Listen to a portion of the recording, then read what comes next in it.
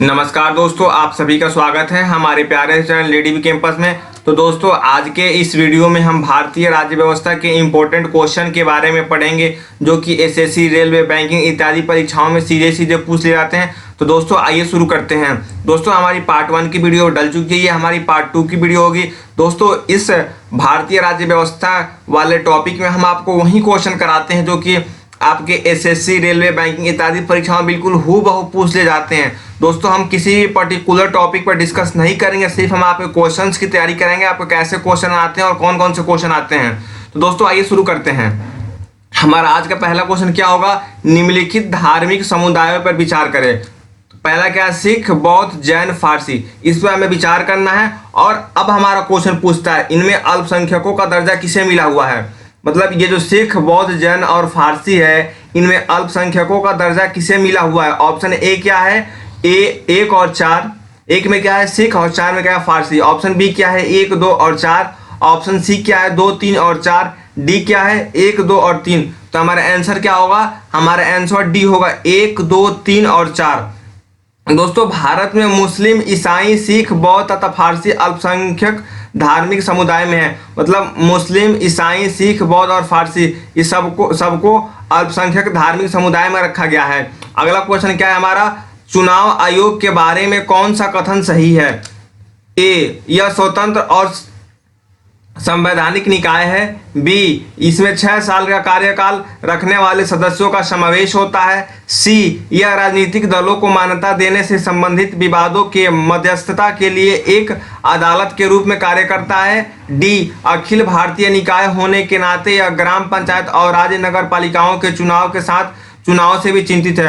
हमारा कौन सा ऑप्शन सही है? बी सही है। इसमें 6 साल का कार्यकाल रखने वाले सदस्यों का समावेश होता है। मतलब क्या है? चुनाव आयोग में 6 साल के कार्यकाल की सदस्यता रखने वालों का समावेश होता है। अगला क्वेश्चन क्या है हमारा? संविधान के निम्नलिखित अनुच्छेदों पर ध्यान दीजिए। पहला क्या है? अनुच्छेद 72, राष्ट्रपति की क्षमा शक्ति होती है। अनुच्छेद 143, सुप्रीम कोर्ट के सलाहकार क्षेत्राधिकार। अनुच्छेद 360, वित्तीय आपातकाल से संबंधित प्रावधान। तीसरा, अनुच्छेद 148 से लेकर के 1 से 51 तक भारतीय अटॉर्नी जनरल की शक्तियां और कार्यकाल। दोस्तों, इनमें से कौन सा मिलान सही है? दोस्तों आपको बता दें, ये जो अनुच्छेद 72 और 143 और 360 सब में 2 हो गया, सॉरी ये गलती से हो गया, ये 1, 2, 3, 4 होगा। हमारे इसमें क्वेश्चन क्या है? इनमें से कौन सा मिलान सही है? ए 1 और 3, बी 1, 2 और 4, सी 1, 2 और 4, डी उपरोक्त सभी। तो हमारा आंसर क्या होगा? 1, 2 और 3। मतलब पहले में क्या है? अनुच्छेद 72, दूसरे में क्या है? अनुच्छेद 143 और तीसरे में क्या है? अनुच्छेद 360। दोस्तों ये जो 1, 2 तो हो गया, ये गलती से हो गया है।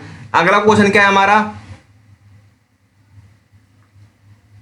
ये आपको बता दें कि नोट है 148 से 151 भारत के नियंत्रक और महालेखो परीक्षकों की शक्तियों के कार्य से संबंधित है। मतलब 148 से 151 तक भारत के नियंत्रक और महालेखो परीक्षक की शक्तियां और कार्यों से संबंधित है। अगला क्वेश्चन क्या है हमारा? निम्नलिखित में से कौन सा सांसद के रूप में निर्वाचित होने के लिए अयोग्यता के आधार पर नहीं है? ऑप्शन क्या है हमारा? यदि एक व्यक्ति राज्य सरकार के तहत लाभ का कार्यकाल रखता है। दूसरा क्या है? अगर व्यक्ति ने स्वेच्छा से एक विदेशी राज्य की नागरिक हासिल की है। तीसरा क्या है? यदि 10वीं की अनुसूची के तहत व्यक्तियों के आयोग की घोषित किया जाता है। चौथा क्या है? अगर व्यक्ति को निवारक हिरासत कानून के तहत गिरफ्तार कर लिया गया है या उसे रोक दिया गया। इसमें सही विकल्प चुनना है कि मतलब इसमें कौन सा ऐसा विकल्प है जो कि सांसद को निर्वाचित होने के लिए बाधित करता है। तो हमारा क्या ऑप्शन है? ए केवल 2, केवल 4, सी केवल 1 और 4, डी 1, 2 और 4। हमारा ऑप्शन क्या होगा? केवल 4। 4 नंबर क्या? अगर व्यक्ति निवारक हिरासत कानून के तहत गिरफ्तार कर लिया गया है, उसे रोक दिया गया है, वो कभी भी सांसद नहीं बन सकता है।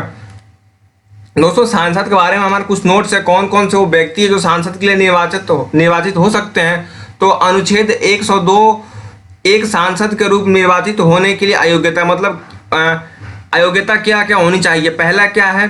किसी भी व्यक्ति या तो सांसद भवन के सदस्य के रूप में चुने जाने के लिए आयोग घोषित किया जाएगा।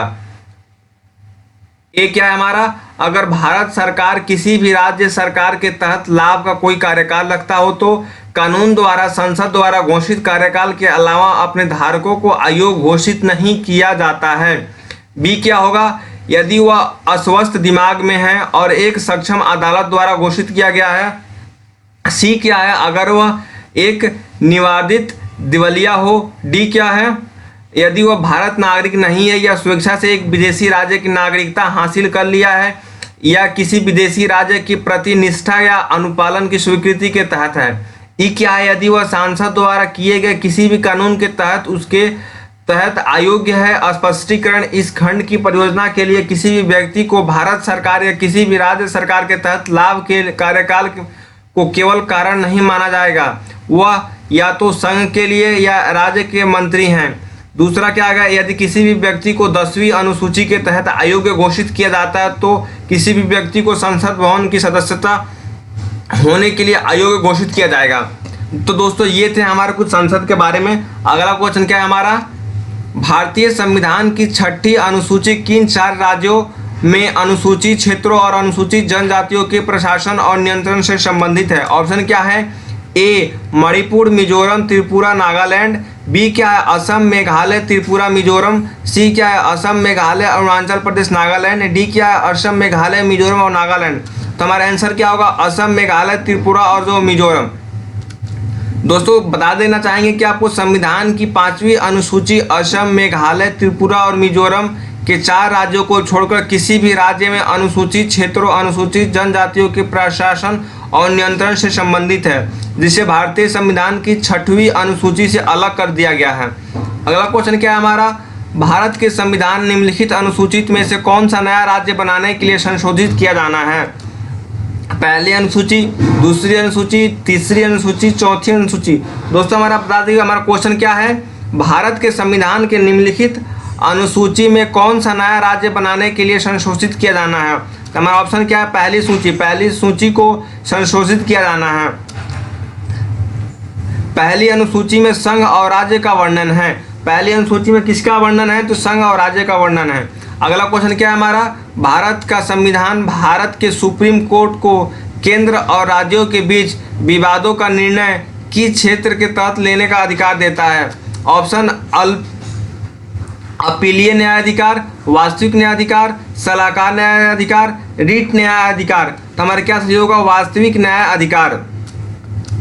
भारत के संविधान भारत के सुप्रीम कोर्ट के केंद्रों और राज्यों के बीच विवादों का निर्णय वास्तविक न्यायाधिकार के तहत लेने का अधिकार देता है।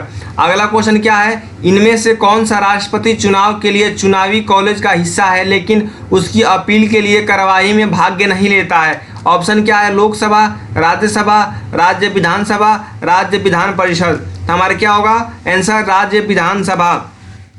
अगला क्वेश्चन क्या है, स्वर्ण सिंह समिति ने किसकी सलाह दी। ऑप्शन, राज्य स्तरीय चुनाव आयोग का संविधान, पंचायती राज्य में सुधार, भारतीय संविधान में मौलिक कर्तव्यों को शामिल करना, हिमालय और प्रायद्वीपीय नदियों का अंततः क्रिया। हमारा ऑप्शन क्या होगा, सी, भारतीय संविधान में मौलिक कर्तव्यों को शामिल करना। अगला क्वेश्चन क्या है हमारा, इसमें एक नोट है, 1976 में कांग्रेस पार्टी ने आंतरिक आपातकाल 1975 से 77, आपको पता होगा 1975 में आपातकाल लगा था, के संचालन के दौरान मौलिक कर्तव्यों की आवश्यकता और आवश्यकता के बारे में सिफारिश करने के लिए सरदार स्वर्ण सिंह समिति की स्थापना की। सरदार स्वर्ण सिंह समिति की स्थापना की। इसने जोर दिया कि नागरिकों को सचेत होने चाहिए कि अधिकारों के अलावा उनके पास भी कुछ कर्तव्य हैं। यदि केंद्र सरकार इन सिफारिशों को स्वीकार कर लिया और 1976 में 42वें संवैधानिक संशोधन अधिनियम को अधिनियमित किया, इसे संशोधन ने संविधान में भाग 4A का नया हिस्सा जोड़ा। अगला क्वेश्चन क्या है हमारा, लोकसभा की सर्वाधिक सीटों अनुसूचित जनजाति को किस प्रदेश में आरक्षित है। ऑप्शन क्या है हमारा, मध्य प्रदेश, राजस्थान, आंध्र प्रदेश, गुजरात। हमारा क्या ऑप्शन सही है, मध्य प्रदेश। मध्य प्रदेश में कुल 29 लोकसभा सीटें हैं जिनमें 6 अनुसूचित जनजाति के लिए हैं। तो दोस्तों ये हैं हमारे कुछ भारतीय राज्य व्यवस्था के क्वेश्चन। तो दोस्तों आपको हमारी वीडियो कैसी लगी कमेंट करके कमेंट बॉक्स में बताएं। अगर आप हमारे चैनल पर नए हैं तो सबसे पहले चैनल को सब्सक्राइब कर लें, बगल में जो बेल आइकॉन है बेल आइकॉन को प्रेस कर दें ताकि हमसे आने वाली प्रत्येक वीडियो की नोटिफिकेशन सबसे पहले आप तक पहुंचे। Thank you.